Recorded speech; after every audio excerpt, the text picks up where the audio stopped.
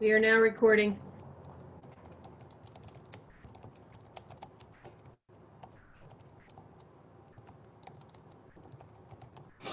So somebody allowing them in from the waiting room?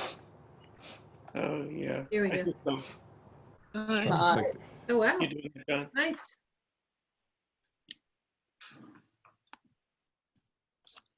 I think we need to mute people. Yeah.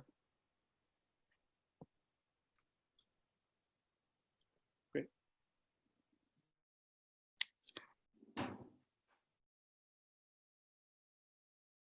Are you are you handling that, John? Everyone muted? Do I have co-host? I didn't have co-host marked, so no. I think I made you co-host now. Oh, did I think you? you should be good to go. Okay, yeah, looks like everybody is Looks like in. somebody did it. Yeah. Can I ask everybody who's not on board just to mute your video if you wouldn't mind, please, just to get started? No, your audio. I was going to suggest both, but okay. Oh, sure. Yeah. Either way, okay with me. Keeps it focused. All right, so welcome everybody. This is September 1, excuse me, Caroline Town Board agenda meeting. And I'll now call the meeting to order. And if I know we have a lot of people here who are applying for the task force. If anybody wants to address the board at privilege of the floor, then now is the time to do so. So if you raise your blue Zoom hand, then we will unmute you and allow you to offer your thoughts to the board. And to those who don't know how to raise your blue Zoom hand, go to the part of your screen where it says participants down at the bottom. Click on participants and there will be a panel that opens up. And then down at the bottom of the panel, there should be buttons, one of which says raise hand. So that's how you raise your hand. Great. So I'm not seeing any hands. So with that, let's proceed. And so the first thing that I'd like to move to is additions or subtractions for the agenda. I would like to add to the agenda an update on the situation with the health consortium, with the health insurance. Also I'd like to add a discussion of a proposal for a town newsletter. So any other thoughts from board members for the meeting? Great, okay, thank you. Great, so with that, I would like to start the interview process that everybody has been anticipating with bated breath for the Caroline Land Use and Economic Development Task Force. And let's see, so that the task force is has been formed as a result of the completion of the comprehensive plan, and the task force is tasked with investigating land use tools or land use guidance tools that the town may wish to implement in light of the findings and the vision of the comprehensive plan. And so I just wanted to reiterate that it is a workforce. It's a working group, and I will be offering a resolution to amend the function of the structure of the workforce to very mildly, but just to designate the town board representative as the chair of the task force. So with that, I would like to wanted to make sure I clarified the purpose of the task force before we started the interviews. So with that, I will start the interview process, and I will attempt to do it in alphabetical order. So I think first we have Yusman Alim, if I pronounced that correctly. So, yeah, let's see.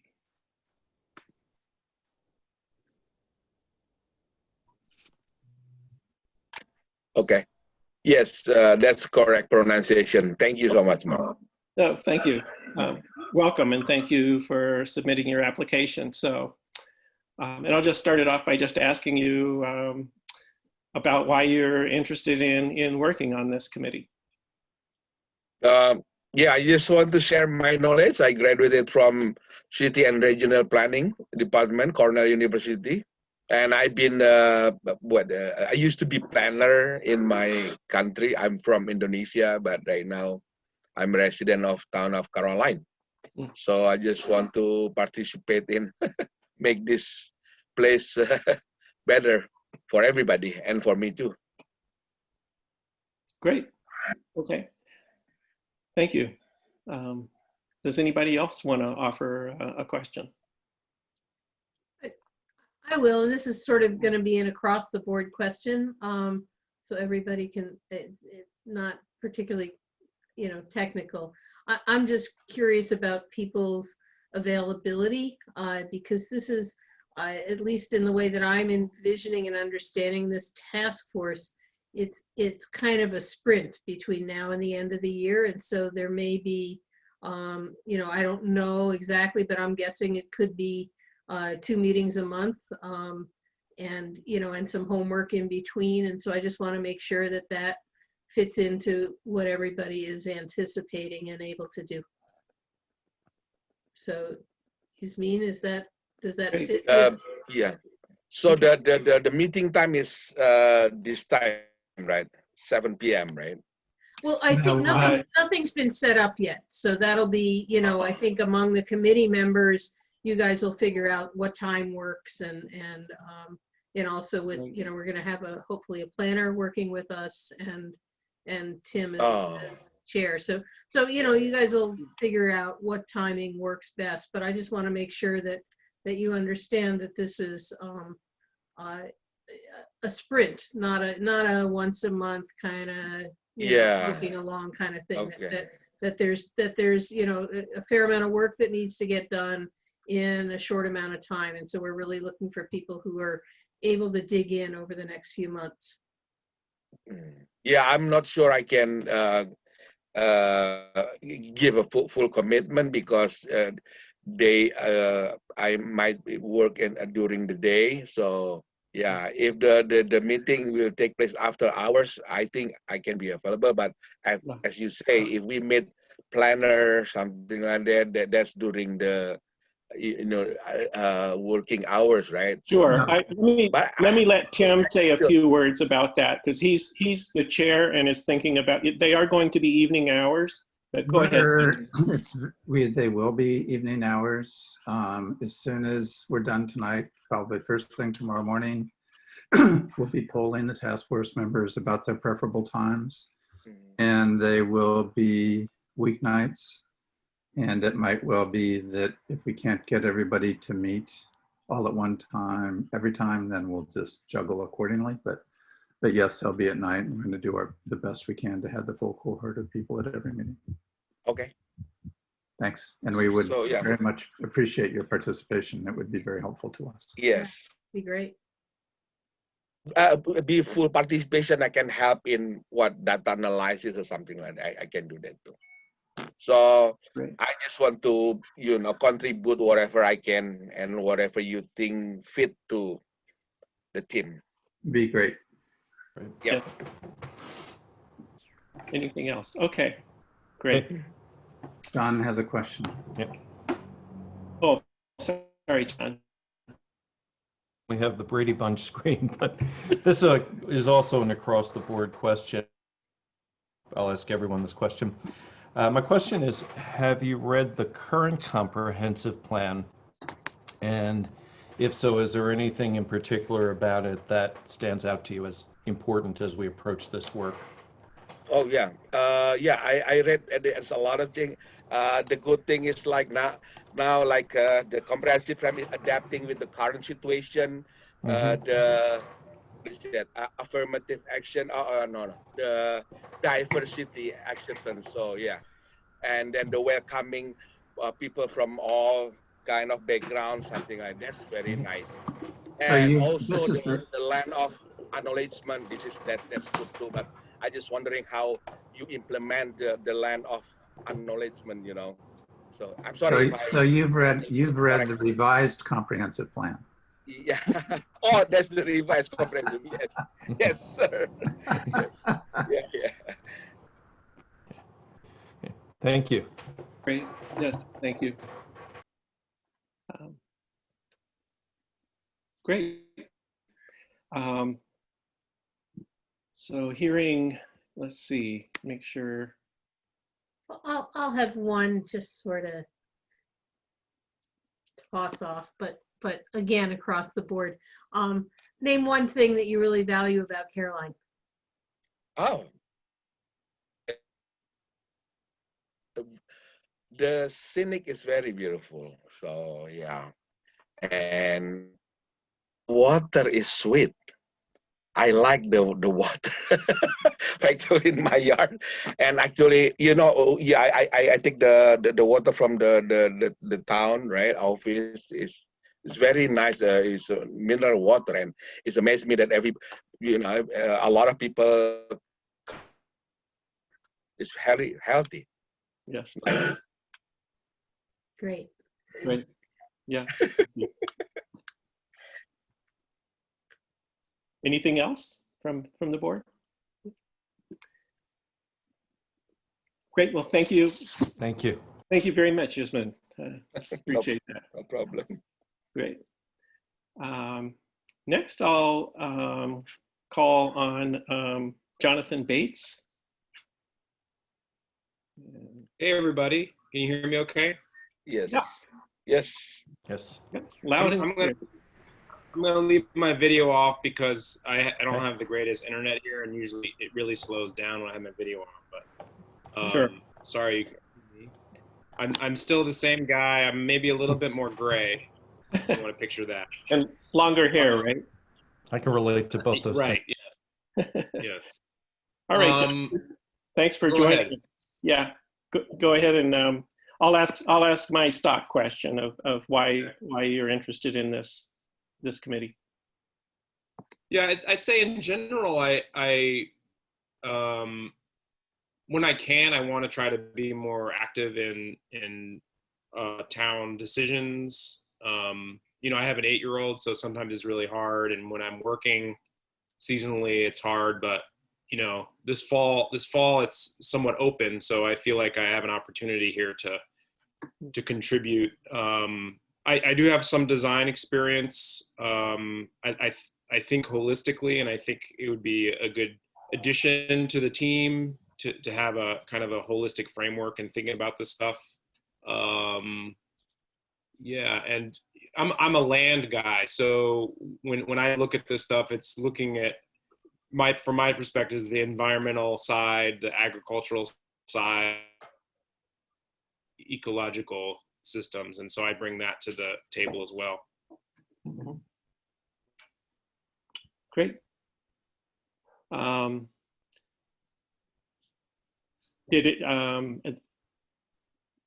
in response to the questions other board members asked about availability? Did the Yes. game plan sound okay to you? It does. Yep. Right now, it looks like at least through the fall into the winter, I could probably commit to that time. I don't see what would change at this point, but you never know what changes these days. So I could commit so far, yes. Great. Same question, Jonathan. Have you read the current comprehensive plan that in particular stands out to you about it? Thanks. Yeah. I read the one before the one that's being updated. I haven't read the newest one yet, but my I think a part in there that kind of stood out for me was and I don't know if the newest version includes this, but that there was some thinking around areas in the town that had certain designations, like more density in the center of town, and then more agricultural in other places. We're not calling it zoning at this point, but there was a map in there that showed very clearly how we wanted to kind of focus development in the town. And for me, that's a really important piece to think about, because and create ordinances or other mechanisms to try to make sure that we meet those goals. Otherwise, the plan doesn't work. Opinion. If you can't stick to some kind of designated, commercial area, then there's going to be commercial everywhere, and that's not the kind of town I want to live in. So that's kind of one of the focal points for me. Great, thank you very much. And back to my other question, Jonathan, something that you value about the town. Yeah. Well, I've lived in and around Appalachian type communities my whole life. I grew up in Virginia and Western Virginia, and so this part of New York's an extension for me. The way that the hills roll and the seasons change, and the people that live here, my family. Many of you know I'm married to Megan Barber, and her family is very integrated into this community. We want to live here for the long term. So any way I can commit to improving my life and others' quality of life, that's kind of why I'm doing this and what I like about the town. Okay, thanks. Great. Yeah. Thank you, Jonathan. Sure. Yeah. Any others? Great. Okay. Super. Thanks a lot. With that, I'll call on Michelle Brown. Let's see.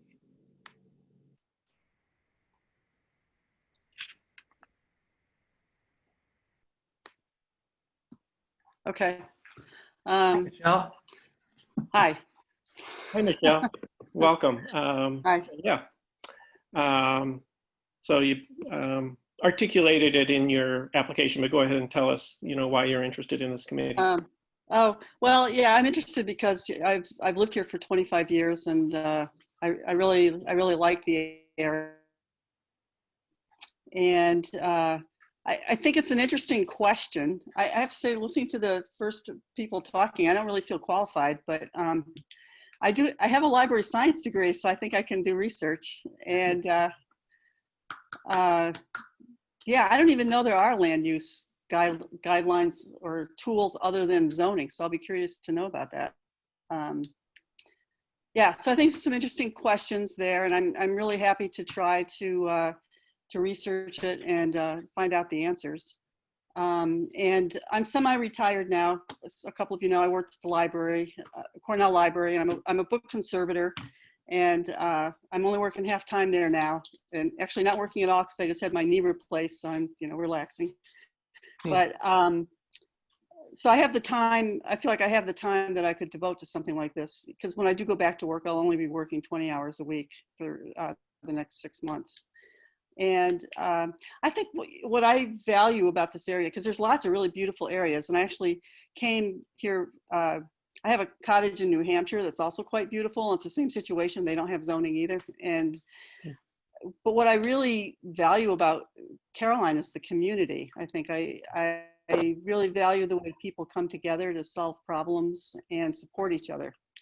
So I guess thinking on off the top of my head, I mean, something like this, in order to get this plan to work, then I think you have to work with everybody and figure out how people are going to buy into it. And again, figure out what those tools are, because I have no idea. Great. So, yeah. You're eager to learn, so that's great. Yeah. The good thing is that Michelle is very good at working with tools. I'll offer that she's actually probably the best book conservator in the country. Oh, I wouldn't say that, but yeah, I've got a really great board cutter here that I can cut things with. So That's fascinating. yeah, if I can help in any way, I'm happy to do it. But I don't have the design experience and stuff. But anyway, I do have a lot of experience living in towns without zoning. So Great. anyway. Anyone else want to offer another question? Or Sure.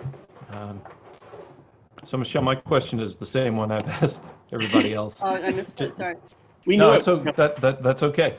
Have you read the current comprehensive plan? Oh. And if so, kind of what about it stands out to you in particular? I have not read it. I'm sorry. I had a chance, and I read the other one a long time ago, so I can't comment on them. Okay, well, thanks. Yeah. You read the one, the 2006 you've read in the past, and Yeah. great. And the schedule seems fine. You said you seem to think you have availability, and Yeah, if meetings are in the evenings, because actually my son and daughter-in-law are staying with me now, and they're working online, and so really it's hard to get time, internet time during the day between their meetings, and I occasionally have meetings and stuff. So yeah, evenings would be better.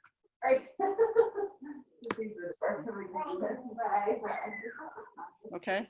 great. Okay. All Thanks, right. Michelle. Yep. All right. Let's see. Now I think we have Barbara Newth. Let's see. Hello. Okay. Hi, Barbara. Welcome and thank you.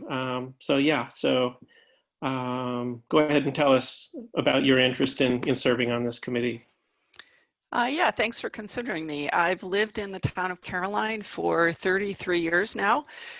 When I first moved to this area, I was involved in a number of volunteer capacities with Tompkins County and with various school and childcare processes and religious organizations in town. And then I got very busy with my job and scientific volunteerism. And in about a month, I'm going to have a bit of a job transition where I'm moving from a very busy job to a less busy job. The job that I'll be in starting October 1 is back on the faculty at Cornell University. My area is conservation social sciences. Right now I'm in an administrative leadership position, and that will end in about a month. So I'll have a bit more time on my hands.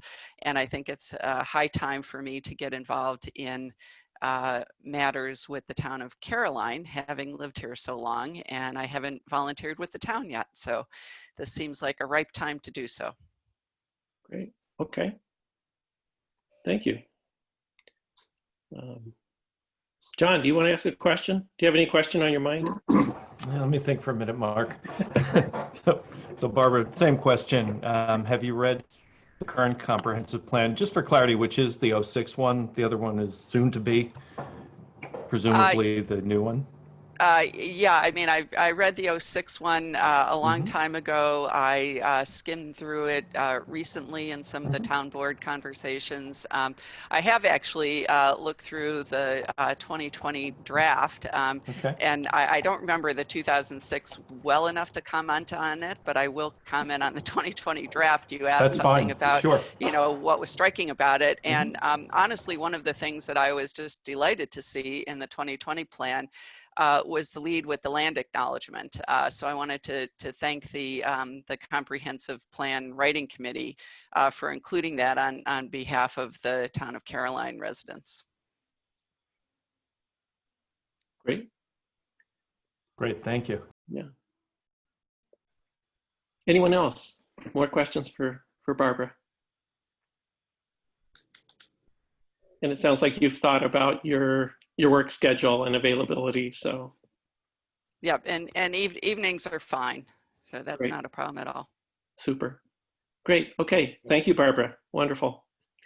Barbara, we could always schedule meetings so we could go on hill walks together at the same time. Sounds good. With masks, 6 feet apart. All right. Thank you, Barbara. Now we're going to talk to Barbara Lynch. So.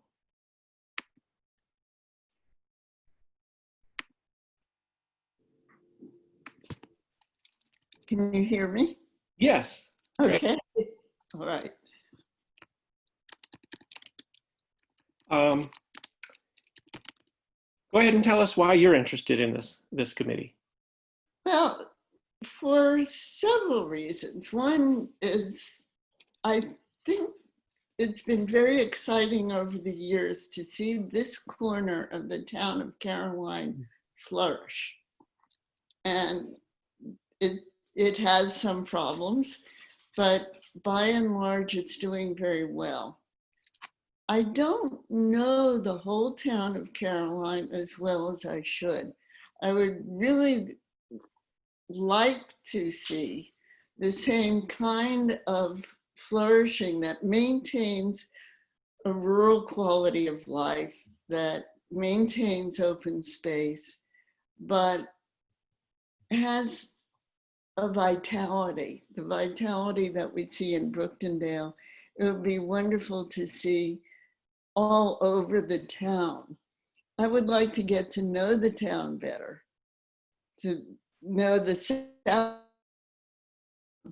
and to learn more about what we can do to make, let's say, an equitable development that preserves the rural and preserves open space. So that's why. Okay. Okay. And great. What is your, I guess, the availability? My availability is great now. I am not only retired, but grounded like many of you. So very often we like to go places and say, well, you know, in October we'll be gone for 3 weeks. Not this October.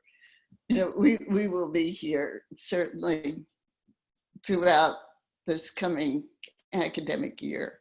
Mm-hmm. And because I'm retired, I have a pretty open schedule. Great.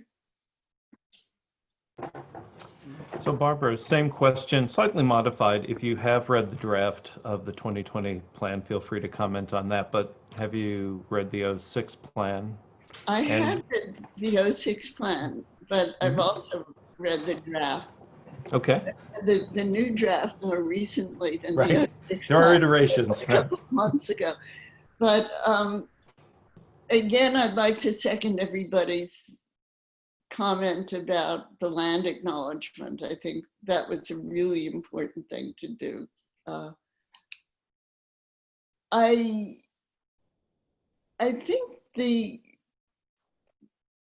plan shows a commitment to sort of balancing agriculture with other land uses. It shows a commitment to environment, the preservation of open space.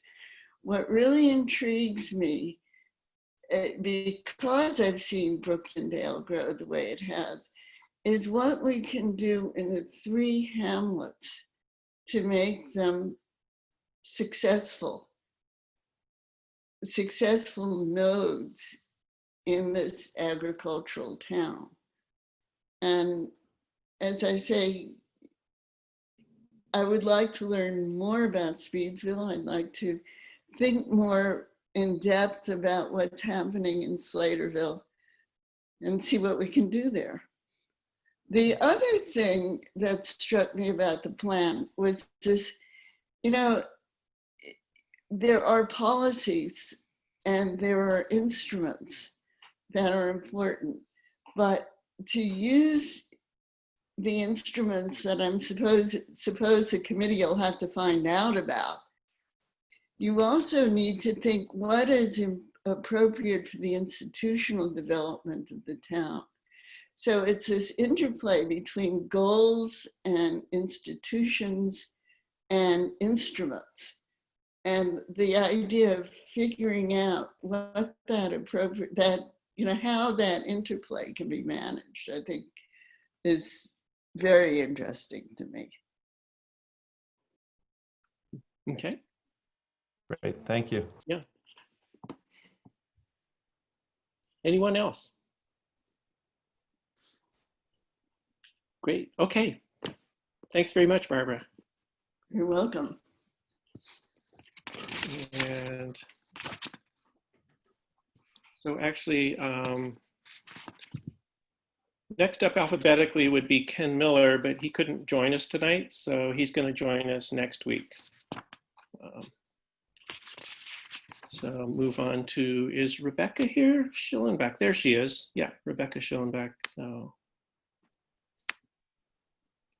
great. Hear me? Yeah. Hi. There you are. Hi, Rebecca.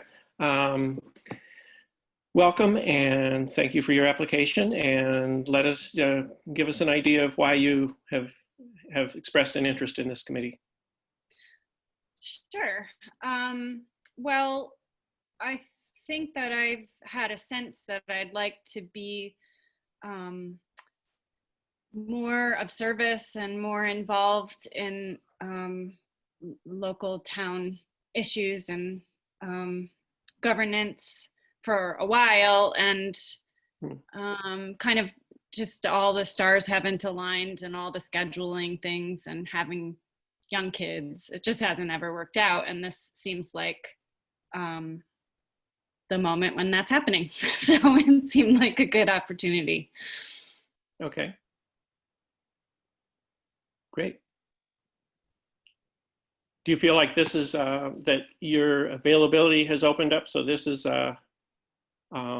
something you want to get involved in, or is this something that especially struck your attention as wanting to get involved in? Both. Okay. I think this is an important moment for the town of Caroline. I have felt since I moved here 13 years ago, I think now. 14 years ago. I felt immediately at home here, and so I feel very, very rooted and very committed to this town and this particular patch of the earth. And I feel this is a moment when we have a great opportunity here to consider what kind of town we want to live in and what kind of legacy we'd like to leave for future generations. We have an opportunity to help this be a place where all people can thrive. So I'd like to be a part of that. Great, thank you. So have you had the opportunity to read the current 2006 comprehensive plan, a draft of the 2020 plan, and if so, what has stood out to you? I confess I have not read the revised comprehensive plan, but I did read the 2006 comprehensive plan, and that was a couple of years ago now. But what I do remember the map, and I remember being struck by the concept of nodal development, nodes of development, and watching now, since then, it feels like we've had a kind of explosion of housing development happening in our town, and I completely understand people wanting to live in this amazing place. And how we manage that and make it strategic so that we can preserve the things that make people want to live here in this place seems really important to me. Thank you. Yeah. Anyone else? Questions for Rebecca? Great. Thank you, Rebecca. I know you've got other duties shortly, so. Sorry, I have to run. I'm really sorry. Yeah, no, thank you for joining us. Very good. Thank you for the opportunity. Take care. Yep. Yeah, take care. Appreciate it. Bye-bye. Thank you. And now, Catherine Seeley. Hi. I'm here. I've been on Zoom for 7 hours today. This is amazing. Welcome back. So yeah. I feel your pain. Oh, yeah. It's kind And of. are you sure about this? I'll tell you my reason why in a minute. Great. So yeah. Go ahead and tell us why you're interested in this working group. So I have lived here for, I think it's gonna 19. The peanut gallery down there is shouting up here. My husband, Tim, served on the board for a term or two and then interim. So he's well versed with this. Tim Seeley. Tim Seeley, yeah. So, right. Anyway, I've lived here for quite a while and seen some changes, but also seen some real positive growth. You know, I live in Brooktondale. You know, we're always kind of the Brooktondale Heights, whatever. It's okay. I really love my community. I like the town, but I do want to see positive growth, and I do want to see small businesses thrive here. And I do have some pretty clear things I want to initiate. And I think by doing this, by being on this task force, it could happen. And I'm just going to give you an example based on this call. We need high-speed internet. I noticed Jonathan couldn't get on. I actually blipped out because whatever happened, and no one is online in my house right now. I was like, you cannot be online when I'm on this meeting. But I think more than ever, we are living in a digital and remote environment. And I think it's important for us to notice that, and to notice that with controlled growth, and if you want to call it zoning or controlled growth or managed expansion in the town, we also need to center on that. And I can give you another example. We have people who we know who live in the Boiseville community. They don't have high-speed internet. Right now, they're having to work remotely and they get kicked out a lot. So like we are to me, this is a perfect opportunity for this town to change with this, I hate the word new normal, but this weirdness we're all living in. And it can do a lot of good things. We can reduce our carbon footprint because we don't drive as much. So if we can capitalize on some things that we didn't have to do before, we can really make a difference in a broad scope. It may not seem broad, but by every little person not traveling and not driving and not doing this and not doing that and not driving on our roads, which trickles down to them having to maintain the roads further. It just, it's something that I think it's a good time to do this. So that's pretty much, why I'm interested in doing this right now. And I'll go right to the old plan. I had read that quite comprehensively. I, myself, and Miss Fiorello, we had worked on the path expansion from the South Hill pathway to come into Caroline.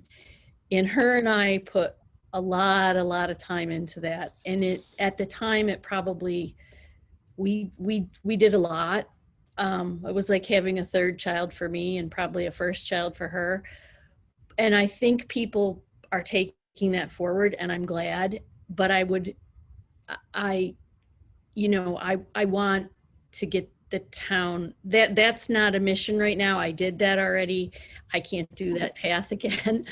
But so I'm pretty familiar with the old plan, and I am familiar pretty much with the new plan. I did read some of it. Great. So Great. Thank you, Catherine. Yep. Yeah. Other, Tim, go ahead. Yeah, I just might mention for, I guess, fairness of information, Catherine, that going to fall outside the purview of land use and economic development, insofar as it's a different project that the town board's trying to work on. So I just don't want you to come in thinking that we'll probably be able to do anything about that right now. All right. Since there are these other major issues on the table, and we discuss high speed at least every other board meeting. Okay, good. Irene can add to that. Yeah, I'm sure you're all aware, economic development, every's got to have a web presence or access. yeah. And there's a lot of talk about it now at a regional level, even in the county level. So there's a lot of action, and the COVID pandemic has really stimulated that. So Yeah. Go ahead. I just wanted to say, Catherine, I've headed up really since I got on the board. I formed the Communications and Information Technology Committee, and broadband has long been an interest and something that we have pursued. It's very challenging in our area because we don't have the density. We've gotten a couple of grants through the state initiatives that have built some out. We have at this point about 300 households that are still unserved. Boyceville, to my knowledge, does have Time Warner, or now Spectrum, throughout the Boyceville Cottage area. So I'm puzzled to hear that there's people there that don't have broadband service. That doesn't sound right. But it is an ongoing issue. I have another update to give tonight, but it's something that I've been working on, as opportunities arise for several years now. It's definitely on our radar. You're absolutely right that it's become more and more pressing given COVID and the reliance that everybody has both for their kids for learning, and any number of people. My neighbors are teachers, and I happen to be in an area that does have cable, so we have decent bandwidth, but I know that there's people in this community that don't. So it's very much an issue, very much on our radar. I'd be happy if you want to join and help work on this. Although I mean, I know you're a powerhouse and your involvement with the previous comp plan, and so if you want to work on the broadband issue on the Communications Information Technology Committee, I'd be more than happy to work with to have you work with us and plug your energy in there. On the other hand, I think you'd also be great on this committee that we're now forming for economic development and land use. So thank you.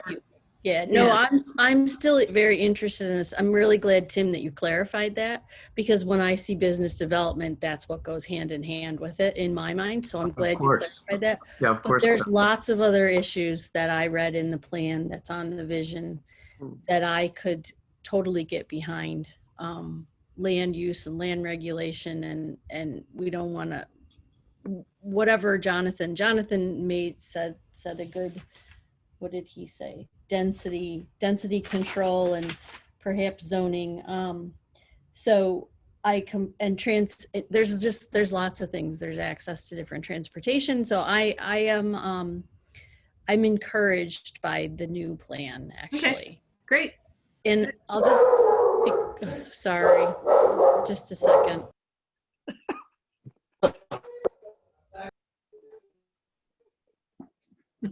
Okay. Tim, get those dogs. My daughter came home. So one other thing I wanted to talk about with, you asked about availability. Well, this is really funny. Or no, it's not funny. It's actually horrible. I'm a horse person, tried and true, have my own little farm, and it is my thing. Well, I recently hurt myself pretty bad, and I am going to have some major surgery on my knee. and it's going to put me out of the equestrian sport for a good 6 to 9 months. So I was like, I got pretty upset, and I'm a very active person. And I said to my husband, well, I can do this. Like I can give they said it's expedited. They want to do a lot in a short period of time. And it's going to take me 6 to 9 months to recovery from my surgery. And so I can give you my energy at night for that. And I'm like on board. Once I can ride my horse next spring, I'll probably like hiatus out of this. But I felt it was like a good opportunity to give back to the community. And I have time, sort of. I mean, time is relative, but whatever. Great. Thank you, Catherine. Great. Anything else, board members? Great. Thanks so much. All right. I think we've spoken to everyone who applied. I do want to say for myself, thank you so much, everybody, for applying for this working group. I'm really impressed and flattered and everything that you're stepping up to work on this. So I guess I'd offer a resolution to approve everyone who spoke tonight who's applied for the board for approval on the task force. I'll second. Yep. And any further discussion or comments? I too this is a really impressive group, and I'm really excited and appreciative for everybody who stepped up. Great. Yeah, I'll echo that. And one of the things that I'm particularly excited about are what seem to be really complementary skill sets. And I think that's going to be a real asset. And so I'll say thank you. Great. All right. Well, without further ado, I'll call for a vote. All in favor? Aye. Aye. Aye. Opposed? Abstain? Okay. Unanimously approved. Thank you all. I will note that we have one more applicant for the review board, Kenneth Miller. He'll be joining us next week. So. And Mark, can I just say one thing before people may be tempted to jump off, is that we now have Greg Colucci, who's well, that's where I'm going next. Yeah, well, but I just wanted to say it before people left, because he right. may be involved with the committee, and I thought people might want to meet him. So encourage people to stay on for just a few more minutes while we all meet Greg. Thank you. Mark, in case somebody has to go, can I just say very, very quickly that I'm looking forward to working with everyone. It's really an exciting group. I'm hoping to convene a meeting as early as next week, if that ends up being possible. So tomorrow morning, we'll be sending out a doodle poll to you to see what your availability is. And even if it's a time when we can all meet next week and then have to figure out how to reschedule, we'll do that. But I'd like at least to have an organizational meeting right away. Thanks. Great. Thanks, Tim. Super. And as I said before, so I will offer a resolution. I guess I'll just do it now to have the representative from the town board, which in this case is Tim, serve as the chair on this committee. Oops, sorry, I jumped the gun. Well, let's make it official then. I'll second that resolution. Thanks, John. Any other comments? Okay. All in favor? Aye. Great. And Abstain. Abstained? Abstain. Thanks, Tim. I don't know. He won't vote for himself. Yeah. So with that, I would like to introduce Colucci, who is here with us tonight. And let's see, I've got to ask him to unmute himself here. There we go. Or maybe I remuted him. There he goes. Yep. Hello. Hi, Greg. Greg. Meet everyone. Likewise. Great. How are you tonight? I'm doing fine. Great. So welcome, and you've spoken to Tim and myself quite a bit by now, and I guess so we've sort of come to an agreement about your ability to, you're a planner in Cayuga County, is that right now? Correct. Yep. And then could you kind of give us a little bit, tell us a little bit about yourself as you yourself originally? Sure. Thank you, Mark. So my name is Greg Colucci. I grew up in Ithaca. I went to Caroline Elementary School back in the day, and I've been involved with my career in urban planning, and then now more regional planning with Cayuga County. I was formerly out in Colorado for 6 years practicing planning out there, and then moved back here last summer, and now I'm working with Cayuga County doing more regional environmental planning efforts for their towns up there. So we're based out of Auburn, although now in the pandemic I'm sort of just based out of my home. But I have been speaking to Mark and just been interested in this, working with the town. As I said, just growing up here and going to school in Carolina and just being involved in the area definitely is of a personal interest of mine, just to be involved. And from a professional standpoint, just seeing just certain development pressures happening on our local towns, different housing pressures. And so taking that with just my personal sort of interest of this wanting to help out, just sort of all wrapped up into one there. Great. Great. Yeah. Cool. So any questions from the board for Greg? Or, Actually, this is Catherine. I'm sorry. Greg, I missed your initial initiations. I like clicked out so what was your credentials? You're the planner that's going to assist on this committee. Is that it? Yes, it's proposed that I'll be assisting you all on this committee. And my credentials are that I have a background in planning. I'm currently a professional planner, and just that I grew up in Ithaca. Okay. Yeah. I got that. Thank you. It just like bobbled out. So thank you. thanks, Catherine. Yeah. Any other comments or questions for Greg from the board? I put to Greg the same questions that I put to the committee members, that, your availability, and you understand that it's a sprint from here to the end of the year while we're under the moratorium.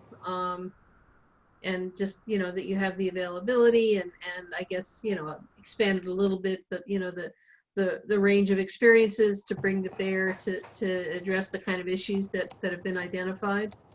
So. Sure. Yep. Yeah. Thank you for the questions. So my availability is primarily in the evenings, and I have discussed with Mark about number of hours, in general that might be required per week, and that seems fine with my schedule.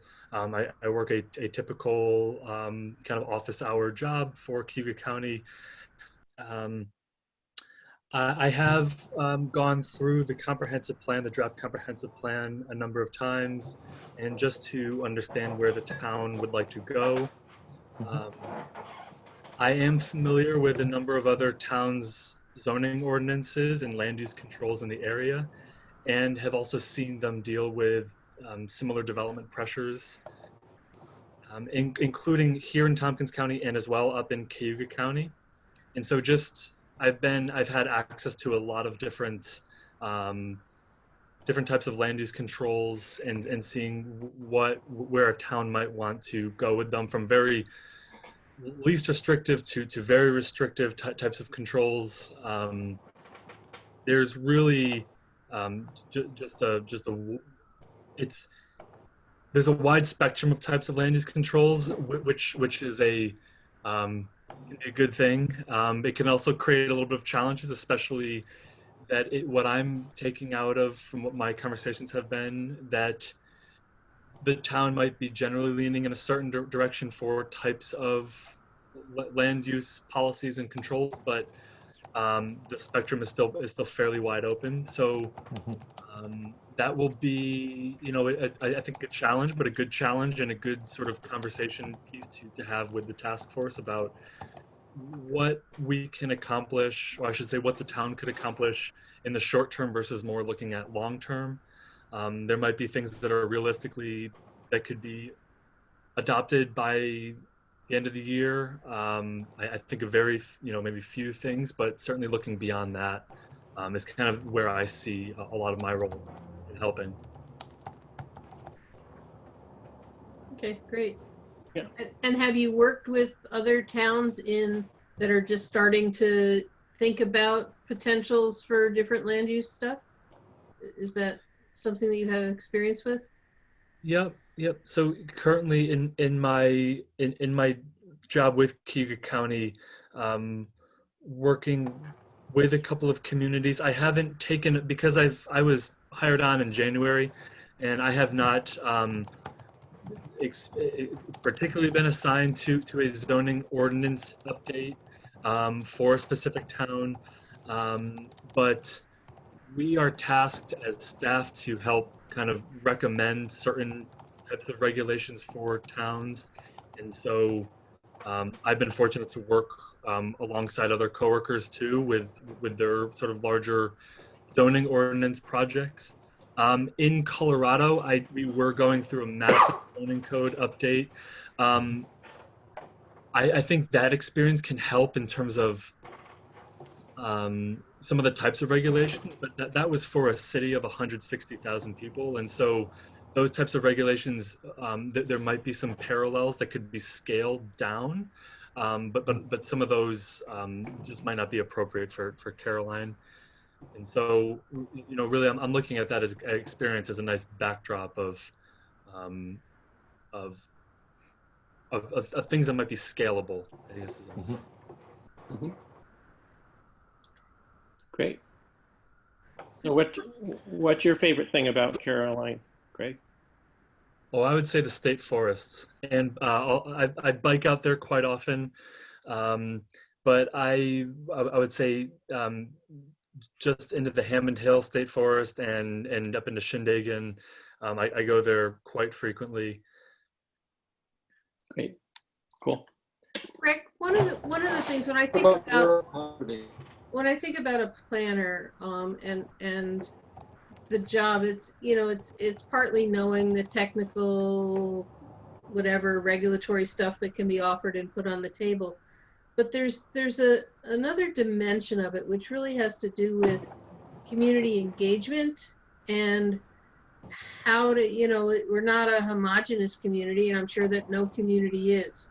So can you talk about how you envision, especially during challenging times of COVID, how you envision engaging the community and how you've maybe in the past gone about balancing the varied interests that you may hear about? Those are very good questions. I do appreciate them. So in terms of the public engagement piece, certainly, I have not discussed this with Mark in terms of how this task force might communicate with the public or sort of what those parameters might be. So this is the first time of kind of chatting about that.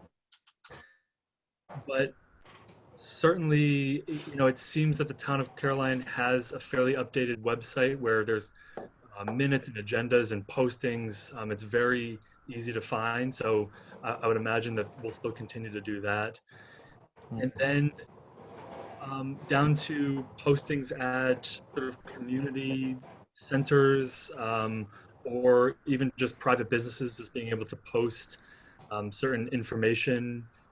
Going all the way down to if there needed to be a mailing.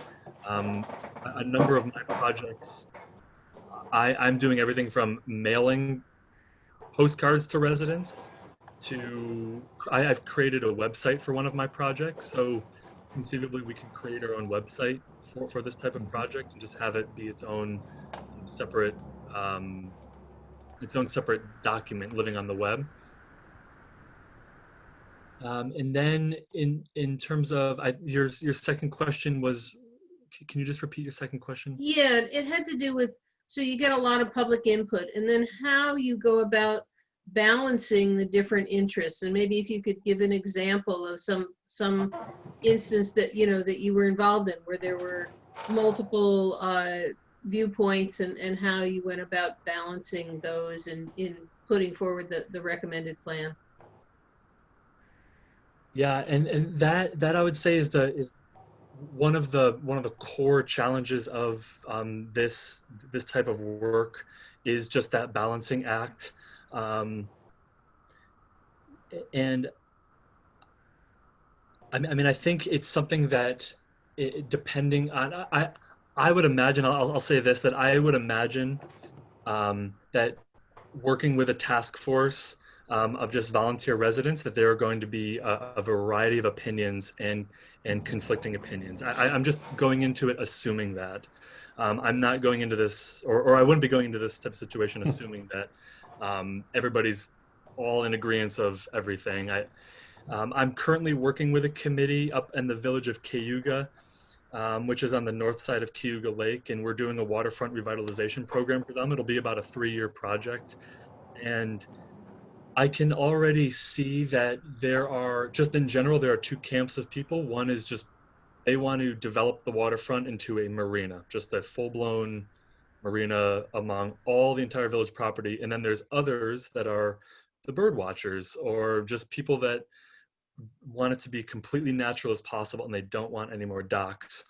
And so we are just starting this project, but already I've had to just maintain not even a middle ground and saying, oh, you're right and you're right, but it's just allowing everyone to at least be heard, and allowing a forum where everyone can sort of put out their ideas. And at the same time, then being able to have that sort of expert or technical kind of prowess to say, you know, I don't think that is actually, number one, I don't think that's might be part of this project, or that's likely not that feasible.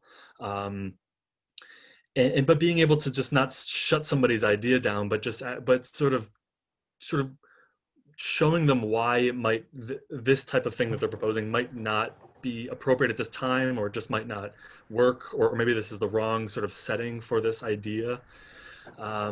But I would say, I mean, you're posing very good questions, because that is like the root, I think, of being a good land use planner and someone who is engaged with the public, to be able to listen to all the sides and to not necessarily agree with all the sides, but or taking one side, but really trying to maintain, I think, a balance of using technical and sort of knowledge that have just been gained and learned along the way, with listening to the town, because each town is very different.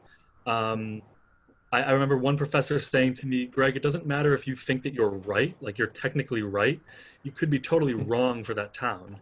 And that has stuck with me, because even if I believe strongly for one thing that maybe a town should do, if the town doesn't want it, they don't want it. And we won't even go there. Like, that's it. It's just, I'm not going to, you know, waste energy in sort of going about that. Okay, thanks. Do you want any follow-up? Yeah. No, that's okay. You know, there isn't a canned answer that you could give, and so I appreciate the thoughtful way that you approached it. So thanks for that. And I would just add, Greg, that one of the advantages that we have for this particular task force is being informed by the very, very recent public hearings and questionnaires that were solicited for the revised comprehensive plan. And then we'll also be having a public hearing for that plan in the 3rd week of September. So all of this will dovetail very, very helpfully. Yeah. Great. Greg, is the economic range that you have to deal with in a place like the town of Caroline, part of the purview of planning? You repeat that question, or maybe I'm not quite understanding that. Well, you've got quite an economic range of people in the town, and rural poverty, and in planning, what do we do with the disadvantaged and the marginalized? They're landowners, they're junkyard owners. There's lots of, some of it's maybe, I don't know.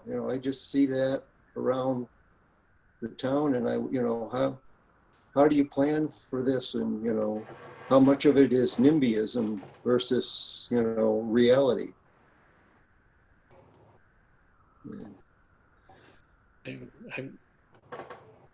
Or is that outside the purview of what we're talking about? But I just no, that's definitely not outside the purview. I'll just take an example. I mean, if somebody is trying to sell their property to, let's say, a retail developer, there might be some financial reasons behind that. I mean that a certain their property, for whatever it's worth, is just too much for them, and they need to sell it off. And that's happening in a lot of the local community, and just in general in New York, that farming operations, you're either this gargantuan farm, or it's very difficult to survive, and so people are having to sell off parts of their property.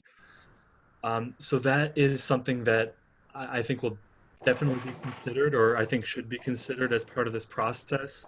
Land use controls are a bundle of sticks. Some people have a bigger bundle of sticks than others in terms of their land use rights, and so we have to be very careful as planners and as community to get everyone to the tables so that everyone can, hopefully understand that, there might be a certain property with more rights than others. Now, often with more rights comes sort of a greater tax burden. But I think just in general, you pose a very good question, and I know I keep saying that, but this is very good that these questions are being asked, and I think they should continually be asked, to make sure, is this inclusive? Are we reaching out to people that represent those types of populations? And that's just an ongoing something to be mindful of and aware of. And there are ways to burdens on people through land use controls. I could get further into them, but I think just for now, just knowing that I would hope that this is part of the conversation. Right. Good. Thank you. Thank you for your thoughtful answers, Greg. Yep. Great. So unless anybody has any more thoughts or questions for Greg, I'd like to offer a resolution to approve the contract for Greg to serve in planning capacity for the task force. I'll second. Second by Irene. And any further discussion or questions? Remind me of the terms of the contract, please. Well, I set the terms are, Greg will be compensated at $30 an hour plus travel. And I arbitrarily set a cap at 30 hours of work. But that can be amended, by mutual agreement. So that's basically the terms. And do you have any other questions about the terms? No, that's all I was asking. Just okay. Yep. Couldn't remember off the top of my head.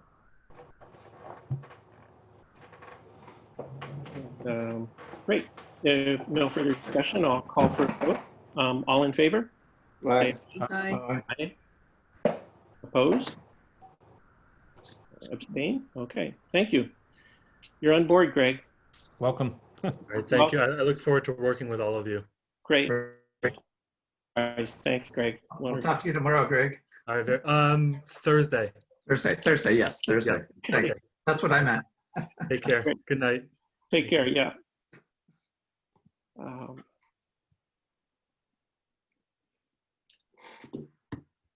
I will now open the floor for committee reports.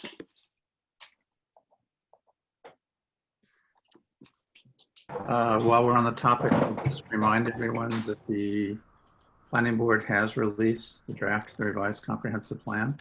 It's on the town website. I think their hard copies will be available, right? Yeah. And there'll be a public hearing on September 23rd. I think that's the date, right? 24th. 24th, September 24th. And you might have noticed that there are a few signs posted around the town already signaling that.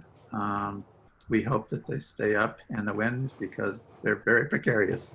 But this will give, we hope that it'll give the public enough time to read it and to comment and to come to the meeting. And that should be very, very helpful in relationship to this other project we were just talking about. And so that the expectation, the ideal expectation is that the planning board would turn around any revisions as a result of the hearings in very short term in order for the board then to receive the plan. At the earliest, it would be probably by the business meeting in October. At the latest, it would be the agenda meeting in November. And then we'll hold our own public hearing as well in order then to consider if we make revisions. Ideally, it's looking like we can have the vote on the comprehensive plan by December at the latest. Great. Well, Great. Yeah. Excellent. Yep. Thanks, Tim. Thanks for your leadership, Tim. yeah. Well, Long time birthing this baby. I'll say that. This is the planning board that deserves Yeah. all the credit for this and all of the Yeah. thanks. They've been working on this forever.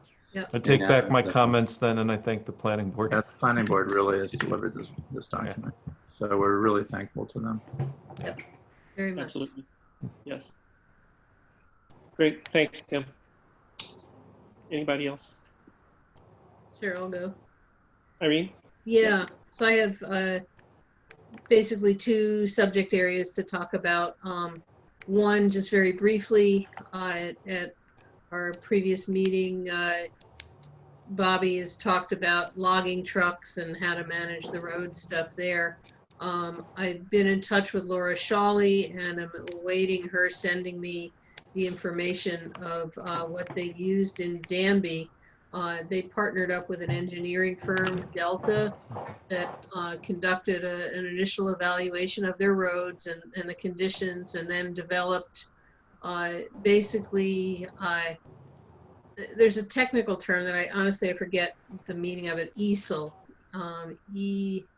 EASL or something. It has to do with the weight per axle or something of trucks. Anyhow, it's a unit of measure that's normalized, whether, depending on the size of the truck and whatever else, this sort of normalizes the weight, no matter how many axles and no matter how many whatevers. And so anyhow, this engineering firm looks to see it under different road conditions, what the EASL limit should be, and helps to set limits. And then the town has a mechanism set up to have conversations with the truckers to both identify their haul routes and the dates that they'll be there, and then to establish the EASL limit depending on the road conditions. So, in the spring, for example, when the roads get really soft after the snow melt, the EASL limit may be, nothing more than a bicycle pretty much. And if you want to do more than that, you'd have to put up a bond. And this engineering company evaluates the condition of the road. And so anyhow, I'm waiting for her to send me the actual information. But it seems very promising. I do want to say that some years ago, the town had a road use agreement committee, and at the time, we chose a different route, which was not using Delta, and looked towards developing our own mechanism and policies. And my opinion is that it got pretty bogged down, and ultimately we abandoned the effort. I would recommend that if we wanted to do something, that we consider, this at least is something that's been working now for several years, and that I think it's worth considering. It did cost some money to have Delta develop the plan. Laura wasn't sure, but she thought it was somewhere in the realm of $15,000. So if this is a direction that we want to go, I can do the exploration to talk with Delta, and we're obviously coming up on budget season. This would be a new and unanticipated expenditure, but it may be something that we want to consider.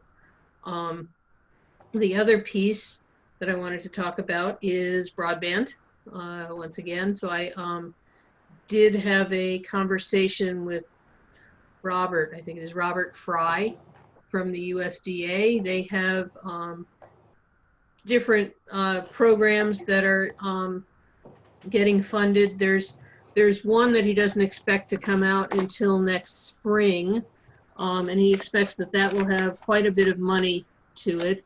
And there's another that he thinks could come out as early as the end of this year. And that one he thinks will have about 30 million to it. The other one he thinks, so the one that'll come out towards the end of this year, he thinks, is called Community Connect. It's smaller in scope, overall $30 million. The town would need to provide a 15% match to whatever funding got provided. And what it would allow for is one polygon that would outline the areas that are underserved. It would need to not pass areas that do have service.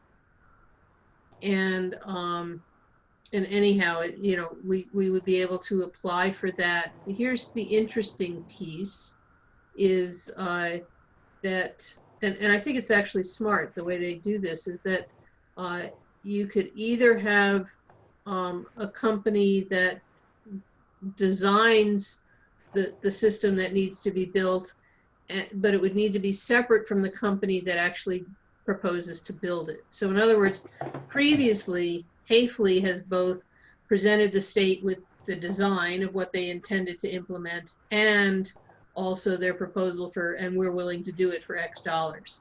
USDA requires that those two are separate, that whoever's going to build it needs to basically be responding to a design that was done by a different engineer. So if we wanted to be able to apply either for this Community Connect program towards the end of this year, or for the larger one that he thinks will become available in spring of 2021 called Reconnect,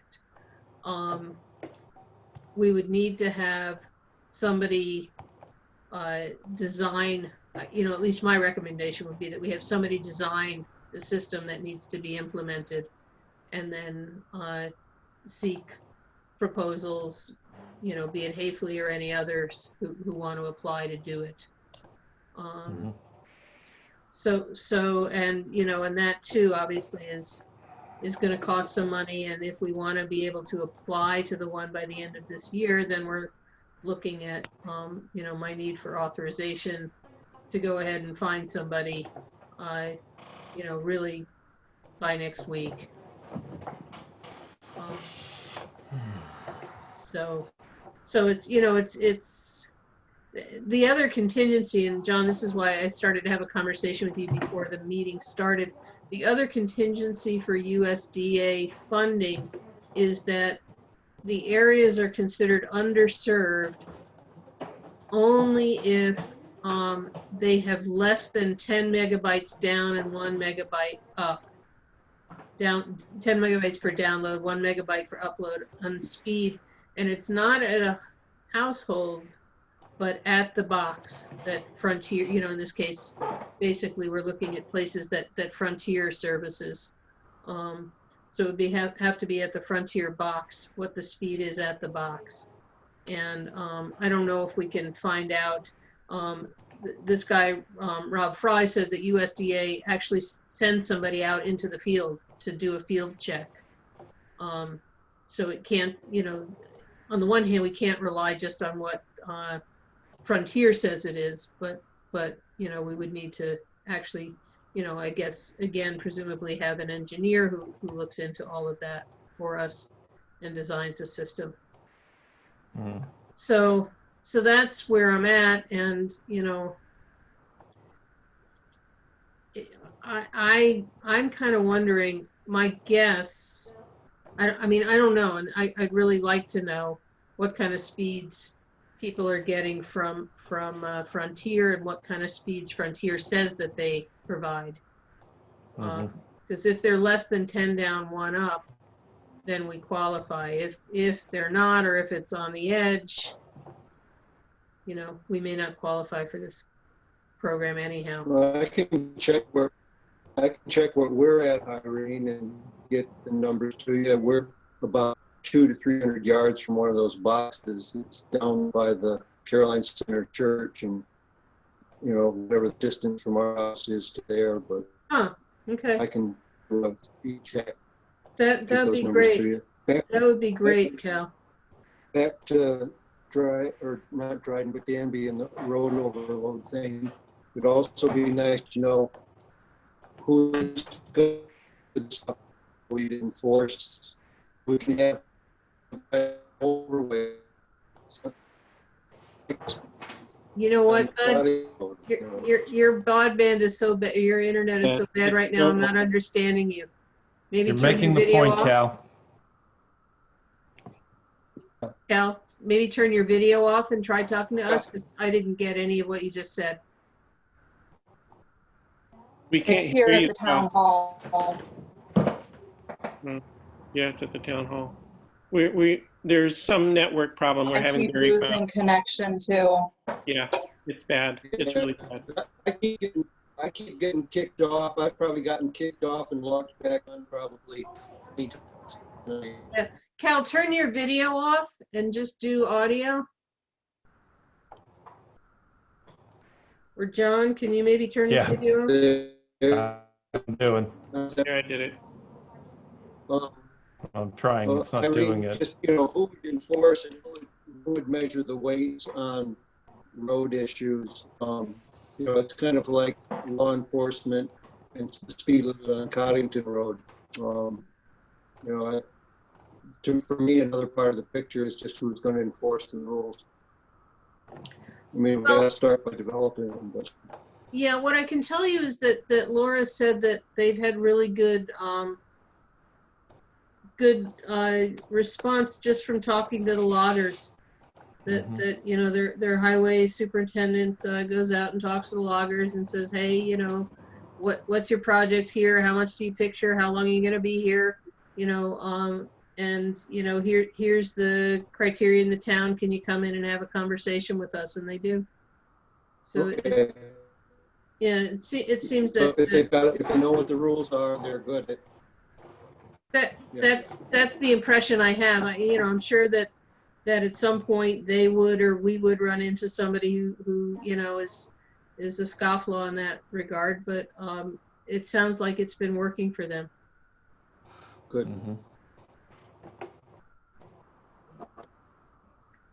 Great. Thanks, Irene. Those are both exciting areas and some real progress, it sounds like. Well, I think that intriguing. That we'll see. The you know, the problem with the Community Connect version, which is the smaller version of these 2 broadband things, we have kind of 3 areas that are missing broadband coverage, and then a few individuals. but the three areas, one is sort of the Coddington Valley area, White Church Road, Coddington Road, from somewhat a little bit north of Caroline Depot Road, north. The coverage is really poor through there, both on White Church and Coddington, and on Bell School and Ridgeway. So all the way out to the border, that area, and that's our most densely populated area, that is in need of broadband service. Another area is Bald Hill. So Central Chapel Road going up along with Grove School Road and Bald Hill School Road and Bald Hill Road are all underserved. And then and there we've got the challenge, there is some Clarity Connect service there. And so if Clarity Connect is more than 10 down, 1 up, then they don't qualify. And then the third area is that there's areas out on the 76 Road area that also don't have coverage. And so the problem with this Community Connect, the smaller one that's available this winter, is that those would be 3 separate polygons. There's no way to interconnect them. And so that becomes, a challenge for us. Then there's smaller pockets like where Cal is that also don't have coverage. There's, just portions of smaller areas that are lacking coverage. So anyhow, it's, it's the smaller scope one that we could apply for sooner doesn't really get us coverage everywhere. And so I don't know, do we do that, or do we do a project that's the bigger project of design for all of the areas that are needed? And, but then we're waiting until spring of 2021 for the grant to even be available. And then the other not so great news is that if a grant is awarded, the provider has up to 5 years to build it out. So yeah, so none of this is the quick fix that we need.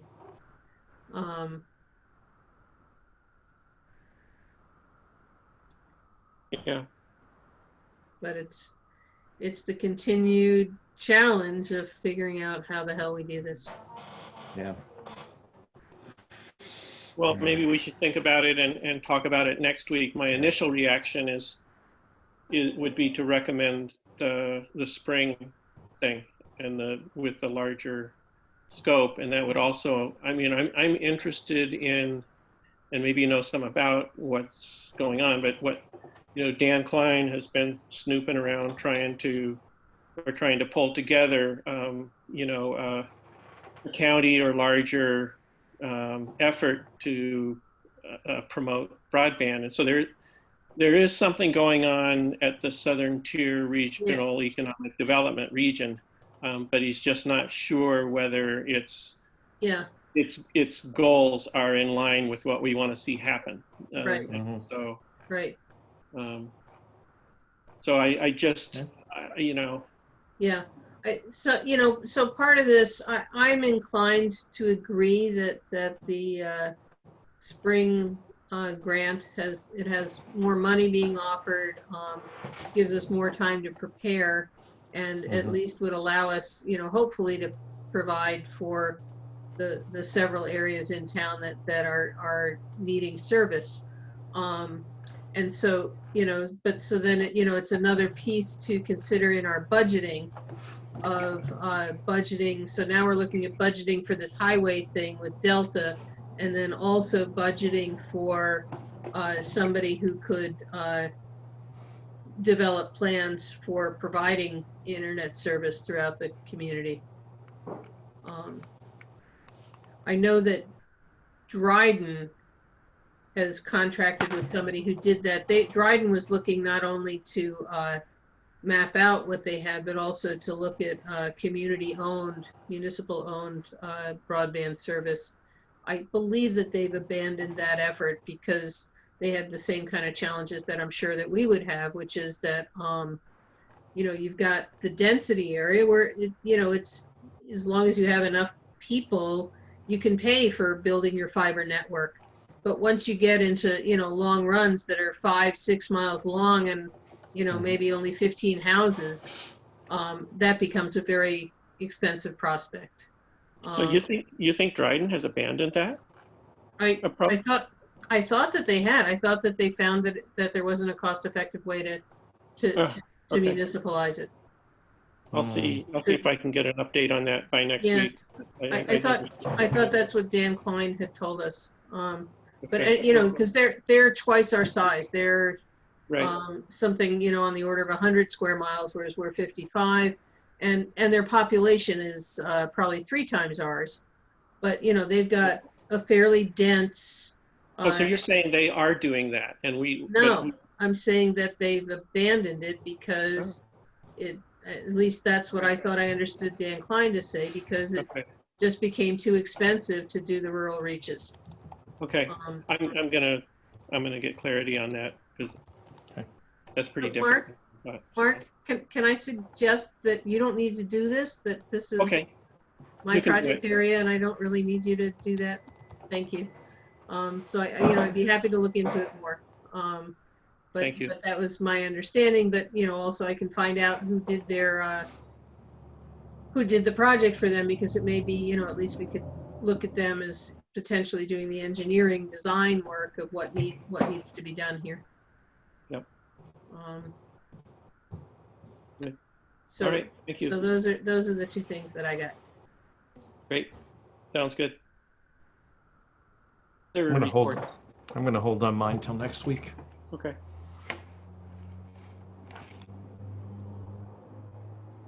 Great. Okay. Hey, Cal, can you hear me?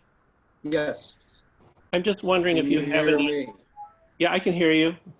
You're talking very distinctly and slowly. Do you have any updates from EIC? What's going on with Brighton now? Well, our last meeting was more of just kind of getting reacquainted after a long hiatus. It's just difficult getting the light bulbs distributed in the situation we're in right now. Okay. People, if Emily can get an address and a request, we'll try to make arrangements to get things delivered. We talked about, leaving, some things at the, people could pick them up at the town hall or whichever.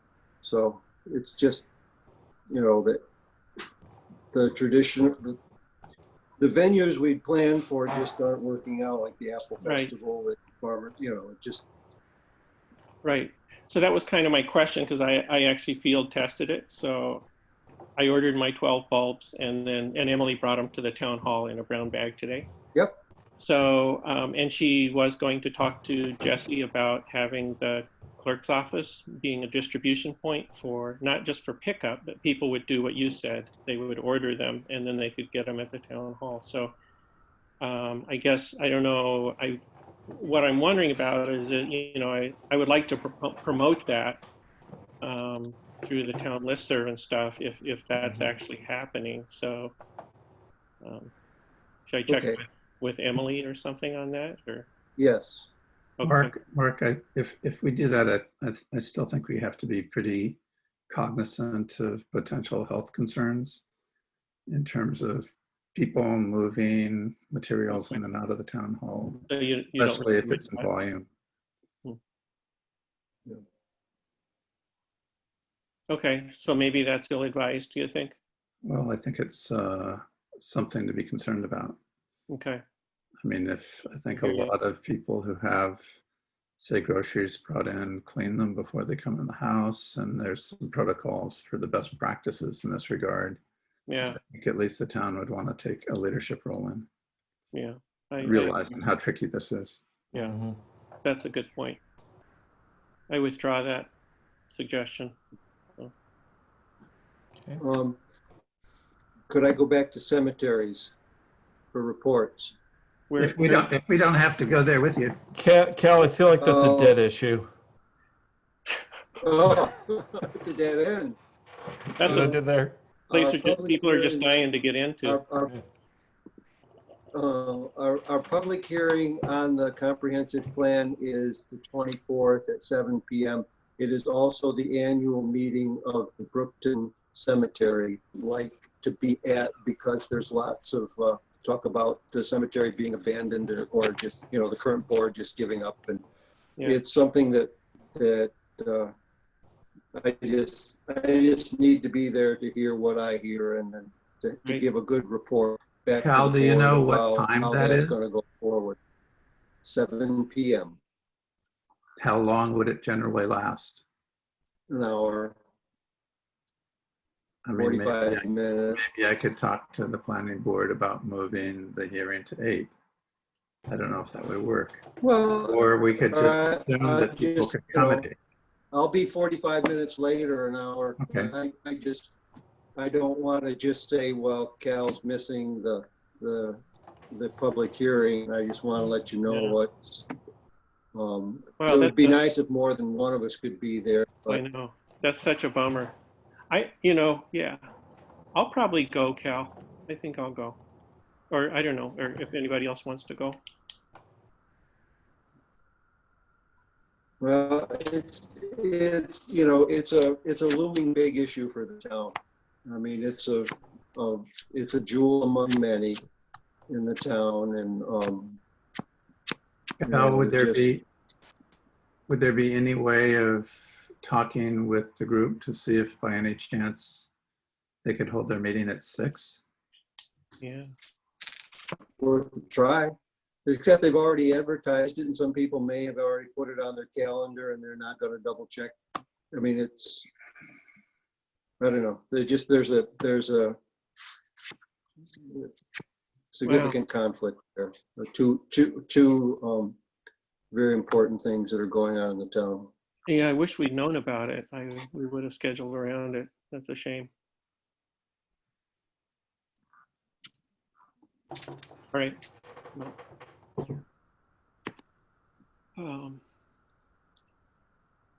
Anything else? No. Okay. Let's approve some minutes. Thanks, everybody. So yeah, I'll offer the minutes of August 12th for approval. Second. Seconded by John. And any comments? They look good. Yep, look great. The Italian says they look good. So without further comment, all in favor? Aye. Aye. Opposed? Great. Thanks, Jesse.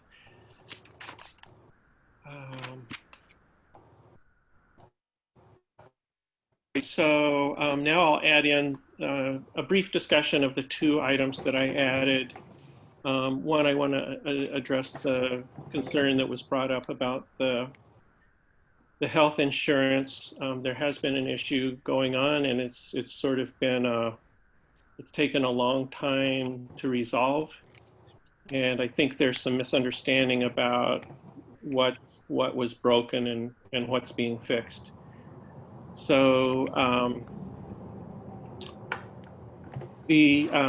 as you know, we have two different providers for administering two different components of employees' health care. One is for medical expenses, and that's done by Excelis Blue Cross Blue Shield. And the other one is the prescriptions that employees get, and that's administered by a company called ProAct. And so now, if the plan, the gold medal plan that employees now have has a deductible amount, and then beyond that, an out-of-pocket. Once they reach that deductible, then they're subject to a 20% copay amount until they reach their out-of-pocket maximum. And once they reach the out-of-pocket maximum, then the insurer pays everything. So then and what we did when we set this up for the employees is we funded an HRA account. It's a town funds to cover the deductible and out of pocket, and the deductibles and copay amounts that add up to the out of pocket maximum.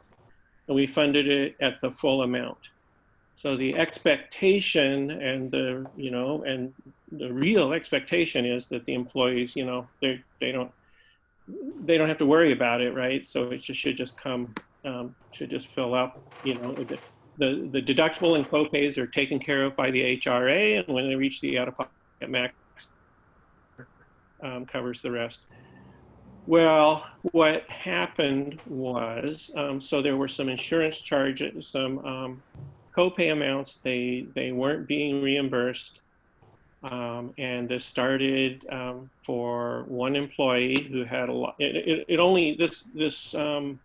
dragon only appears if an employee has enough medical expenses to get near the ceiling for their deductible and copay. So what happened is they did, and then so what's got to happen is that the medical and prescription expenses have to be put into the same pot to add up to their total for their deductible and copay amounts. Well, that wasn't happening. I tracked down prescription payments that added up to a total amount with multiple prescriptions, and this was exactly the amount that Excelis was refusing to pay. Well, what was happening, these were being sent to PROACT, but they were never getting from PROACT to Excelis into the quote unquote accumulator. And so it took the companies involved a long time to realize that this problem was happening. So meanwhile, there was this frustration with things not being taken care of. They were held up. So so PROACT was cataloging what they needed, but yes. But were they sending it to Excelis and Excelis? So or were they not sending it to Excelis? Where did the breakdown occur? So I can only tell you what I know. The pharmacy told me these payments are being sent to PROACT. So the prescriptions were getting to PROACT. And so I don't know if PROACT wasn't sending them, or if Excelis wasn't receiving them, or somebody wasn't logging them properly. I don't know that detail. But I know that the problem has been identified, it has been corrected, and safeguards have been put in place. Those are basically the words of Elin Dowd, the director of the consortium. So, and as you can imagine, what happened is, so the HRA funds were totally properly doled out. They doled out the full amount, and then, paying prescription and medical expenses. But Excelis was saying, hey, you haven't reached your out-of-pocket maximum. We're waiting for you to pay. And the money wasn't there. It wasn't coming from the HRA because the HRA was all spent. It wasn't coming, and the employee was saying, wait, my HRA is supposed to pay it. So that was the really gnarly thing, and it took a while to iron out. So. And do we know for sure it's ironed out at this point? Yeah, well, Yeah. I know for sure that, yeah. So I know that I don't, I mean, I told you as much detail about, I can't tell you which part of the mechanism, but Elin Dowd and Don have told me that, they figured out the snafu, and it's been addressed. And so that's where it is. So it's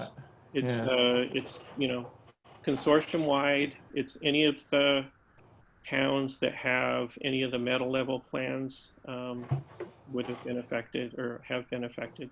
So now, so I should follow up with the final part of the story, which is I lobbied against this multiple times, but I'm told this is the way it has to happen because of the way insurance works. So now payments that were in, basically what happened is, yeah, some payments were compensated when they shouldn't have been, and others didn't get compensated because there was no money left. So now they're just backing it all up. They're backing out on all this. So, so now they are for charges, for payments to providers that were inappropriately done, they are paying those back to the employee. So they're going to issue a check to the employee. And that money, essentially, that money originally came from the HRA. So it's forcing the employee into the role of administering these funds, because then what they have to do is use that money to pay other bills that should have been paid, other co-pay amounts that should have been paid.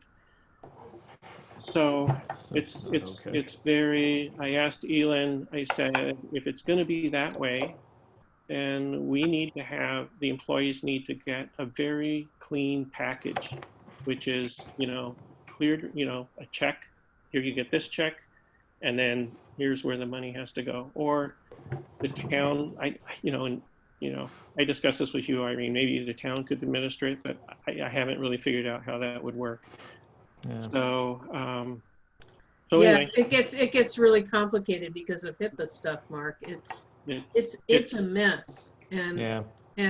But if I'm understanding the take home from all of this, Mark, from the conversation that we had the other day, and now you're reciting it again. And honestly, for me, it would really be helpful to see it in writing so I can retain it a little bit. But what I think I'm hearing you say is that somehow PROACT and Excelis were dropping the communication somewheres about what needed to be done, and that they've now figured it out. Are they able to correct the ways that our employees and other employees have been wronged by this? Well, that's what I was describing. I just told you the really gnarly way that they're attempting to do it, and John knows what it is, I think. So go ahead, John. No, you may not like what I'm about to ask for, but I feel like I want to ask for it anyway. I think we need Elin to come in and address the board, and maybe invite some of our colleagues from other towns that have been impacted for an explanation, a discussion. I don't think that's a bad idea. Okay, I'm glad to hear that. I think that's a great idea, John. Yeah, I think, Mark, first of all, I really want to say thank you for giving us that explanation, which I think is a really super messed up, complicated situation. And so I think I think it's appropriate for Elin as executive director of the consortium to sort of, here's what it is, here's what we discovered, right? Give people the ability to ask questions, including our employees or other municipalities' employees, and so that we all have a very clear understanding moving forward. Here's how it's going to work. Here's how we're going to fix it. And mitigate, as Irene was saying, any damage that's been done by it.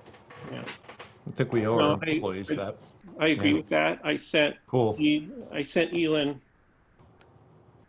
I mean, she sent me the letter that I shared with you, her last communique. And so she said, you should write a letter that expresses all this. And then I was talking with Belvin, we decided, no, they should write the letter.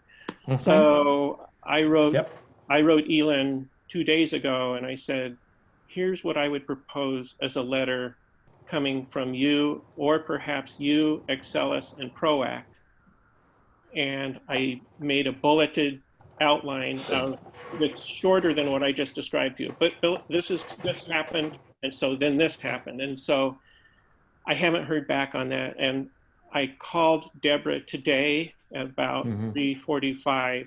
As a result of all this, they have created what's called an accumulator task force.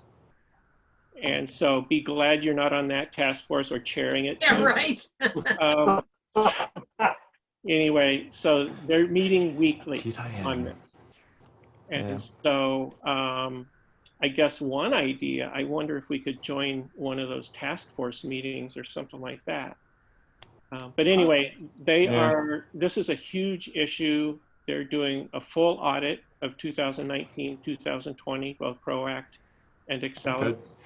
It's a mushroom cloud.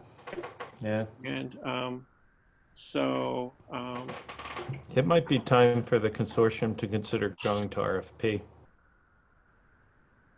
Well, I mean, that's, I don't, yeah, I'm just sharing. I don't know enough of the details of it or anything. And, but I am feeling like I'm not that excited about the way it's being handled. I feel like they need to take a more focused and really aggressive, proactive. Yeah, proactive. Yeah. Yep. Approach on this. Yeah. So I would love Elin to be invited to next week's meeting for the purpose of hearing. Yeah, I can ask her that if she can attend, or if we can make some other. And kind of insist that she attend. I mean, they should get not get off of just writing an email about this. Not that it's that simple, but yeah, I really agree with John that they need a personal presence. I mean, no, I hear you, Cal. Cool. Thank you for that. I will just let you know that I empathize with Elin too. This has consumed her life, but yeah, they need to address this. So she does have my letter from a couple days ago, and I'll follow up tomorrow to see what her thoughts are. Thank you. Yeah, you're welcome. Appreciate it. So there's a potential agenda item. Yeah, and I am glad that you brought it to attention to clarify this. And I also would add, certainly if something like this comes to your attention, this is pretty important, and it's pretty people who are being twisted by it. And so please, you reach out to me even earlier if you can, because I need to get my head around it and see what's going on. But thank you. Mark, I don't think anybody realized how involved it all was. Yeah. Did you say something? I don't think anybody realized how involved and convoluted the whole thing was. Yeah. So. Yeah, I really appreciate that, that you rode this horse the full length to figure out what was going on, because what a crazy mess, Mark. And I mean, I think we've all felt various degrees of anxiety and concern for our employees or previous employees for what they were going through, and frustration at, what the fuck. Sorry, what the frick. And and so it's just, this has been a long time coming.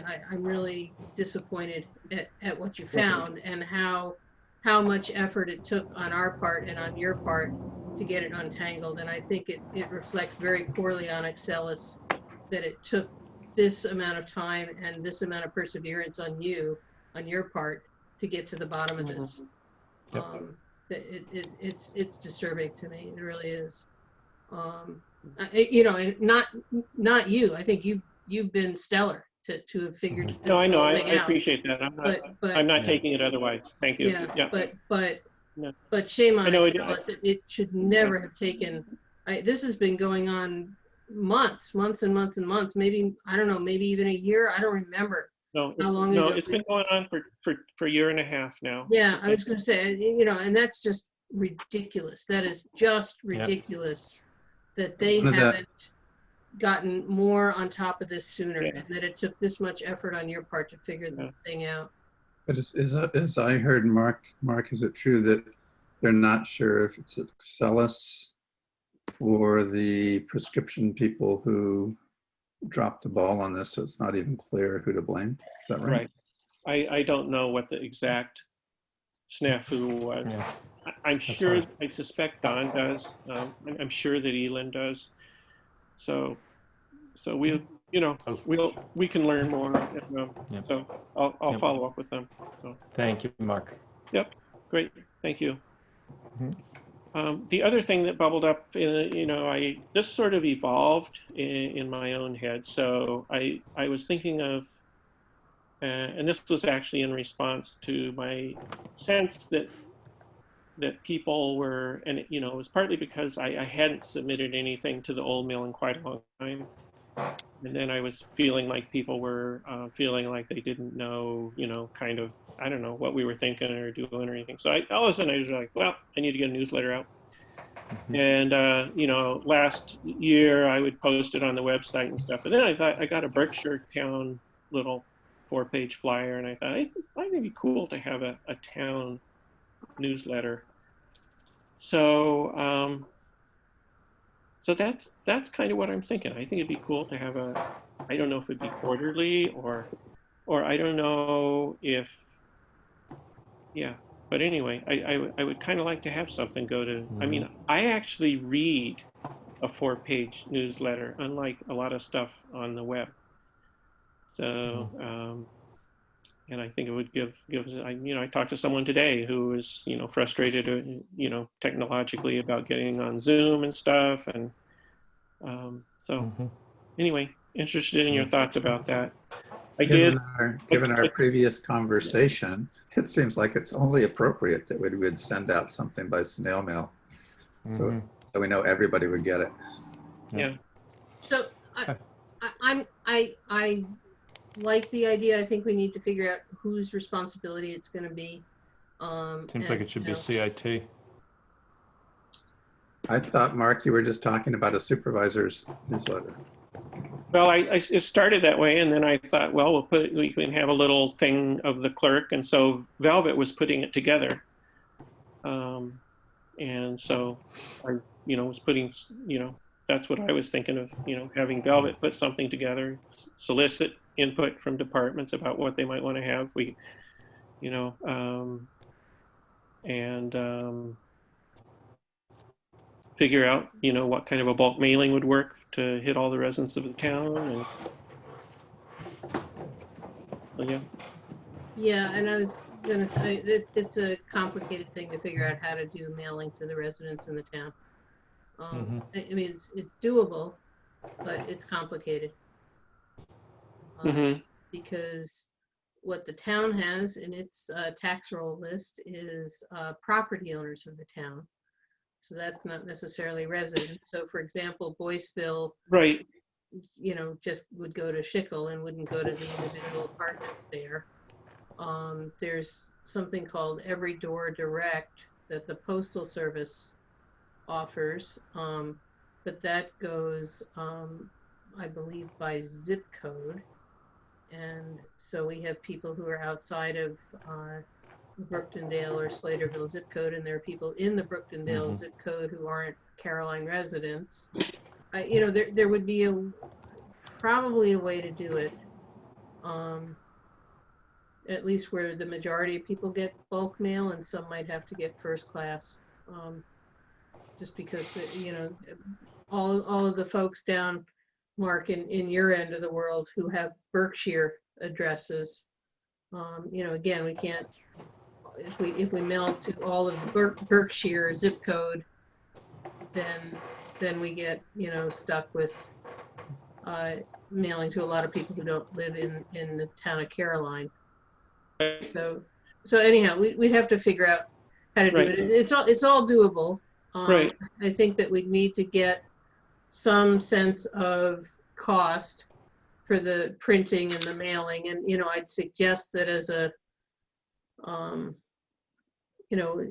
as a rough guess, just knowing what it costs to mail out our tax stuff every year, should give us some idea of what we're looking at on a quarterly basis, if that's how often you want to do this. Mm-hmm. You know, that it's, our tax stuff goes to fewer people, it goes first class, it's fewer pages printed. So, you know, the trade-off, but at least to give us a ballpark, you know, Yep. if it's 1,500, 2,000, whatever it is. I just thought of another way that it could get handled, where it could go out under a bulk mailing label, with a printing office that does bulk mailing. Mm-hmm. So there's ways to manage it. There's ways to Yeah. manage it. Yeah, I mean, we're talking about doing, I guess you can designate it by rural delivery route. Well, again, there's ways to manage it. We can figure out what the details are, but there's ways to manage it. We need to just, you know, kind of figure out the costs and who's going to be doing it. John, I hear you about CIT. You know, Could be a bandwidth thing, though. I get it. yeah, well, yeah, bandwidth and a you know, the committee hasn't been meeting. Not to say that I couldn't start it up again, but you know, doing a newsletter takes a particular kind of skill set to you know, format and you know, put it all together. And you know, and it's a bandwidth thing just to shepherd and make sure that people write their submissions and get them in on time, and then you know, formatting and editing to make sure they all fit. I mean, it's a project. So why wouldn't that be a good project to have Velvet work on? Well, I just don't know if it's the, you know, I'm not saying that it isn't a project that she could work on, Art. You know, I think that there's, you know, an allocation of her time and resources, and whether that's, you know, where you want them spent. You know, I'm just saying that doing a newsletter is not a trivial task, is part of what I'm, you know, figuring out the mailing can be figured out. I just, you know, wanted some sort of thumbnail for how we could figure out the budget for it. And so, you know, I think that if we figure out what, you know, what we spend to mail out our taxes every year, that at least gives us, you know, a ballpark figure for what it would cost to do the mailing. Maybe, you know, I don't know what experience Velvet has with doing a newsletter. And well, she made sort of a mock skeleton ready for content. So, I mean, I was thinking, you know, we could make a draft and you know. Yeah, I'm not adverse to it. I'm just trying to, you know, think through the steps, and you know, whether CIT is going to be involved in it or not involved in it. I would draw a boundary over. I don't know that I really, you know, that I want to see, or that you know, the folks that have previously been active on the committee would want to be responsible for actually gathering it, you know, editing, formatting, doing all of that. I agree. So I hear consensus for the idea. I like, yeah, the other piece though that I do want to raise is, you know, we have an email list, and I think that why we don't put our energy and effort into expanding the people who are on the email list, and that way we can email the same, you know, information. We can revise our website to actually post the information, and you know, I just think that I don't think that's exclusive of this at all. Well, you know, but you know, but we may be able to save quite a bit of money by not mailing hard copies to people if we're just posting it. You know, I don't see it as exclusive. I'm just, you know. I mean, I can see your point, Irene, but I think that there's a real difference between people occasionally, selectively deciding to come to us, to our website, and are physically going to them. And I think we would reach, I believe, a much broader community that way. I mean, I'd like to see both ends develop myself, but I think that, I mean, how many people really visit the Town of Caroline website on a regular basis? But you know, we send out emails, and we can send out a monthly or, you know, a quarterly email. Here's our newsletter. You know, I don't think that,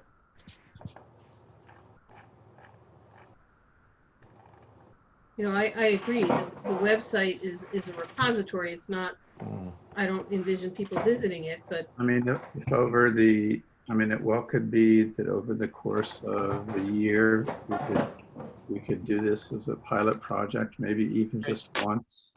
And in that pilot project, also include a questionnaire requesting email addresses and contact information. And then we could see what kind of an well, or extensive just, yeah. repository we could build. Mhm. So they both could Yeah. work hand in hand. You know, I mean, it That's true. seems like there's general Yeah. agreement to, you know, pull together the information and make a decision from there. I think we've all voiced concerns about, you know, limited broadband access, and this would, you know, this would surmount that. And Yeah, it's okay, fine. It's Great. fine. Great. Okay, so we'll work on that. That's good. So now I want to call for agenda items for next week. And I have a couple of pro forma things. So we've got the new 3-year agreement for the USGS stream gauge. So I will put that on the table. It feels like we just did that. Wow. Yeah, 3 years, John. And SPCA agreement, I believe that's just for a year. I think they did that because of the pandemic situation. They just normally it's longer. I'll check, but anyway. And then I will have an update, some kind of an informational update on the NYSEG license agreement for the recreational trail. Oh, great. Wow. Yeah. Nice. Yep. So that's, I think that's all I've got. I might think of something else before I make the agenda, but I think that's what I've got. Anybody else have anything? Just hearing you mention the trail, I'm wondering, is there any kind of meeting that has still been happening, you know, every once in a while with the different municipalities in the county over the trail? Has those conversations continued, or? No, and that's one thing that, you know, I'm hoping to kind of reinvigorate. So hope I have more information. But the supervisors did meet recently with NYSEG, so I'll have an update on that. Okay. Okay. Cool. On the terms of the license agreement that we were stalled on. Okay. Do we have any further progress on the ATV thing? Nope. That's sort of, I think the pandemic sort of the, you know, the group meets, I think it's the third Wednesday of the month at, out at West Creek Roadhouse. At the Roadhouse, yeah. Yeah. So that I met with them out there, and they were going to bring me a proposal that would show the trails and the needed connections. So I need to follow up with them again, but it was, you know, I've been waiting to hear from them, but I was hoping to go back for another Wednesday night and connect with them. So maybe I'll do that in September. Okay. Wear a mask and stay far away from Oh, that's true. Yeah, that's yeah. right. Yeah. Yep. I'll have a distance spear. You're way too trusting. All right. All right. So, yeah. Anything else for next week? If there's nothing else, I hope I'm not forgetting anything. But anyway, I will call for adjournment of our meeting. Seconded by John with a peace sign. And all in favor? Bye. Aye. Bye. All right. Thank you, everybody. Thanks, everybody. Be well. That wasn't too bad. Thanks. Yeah. Take care. Talk to you soon. Okay. Sounds good. Bye. Thanks. Bye-bye.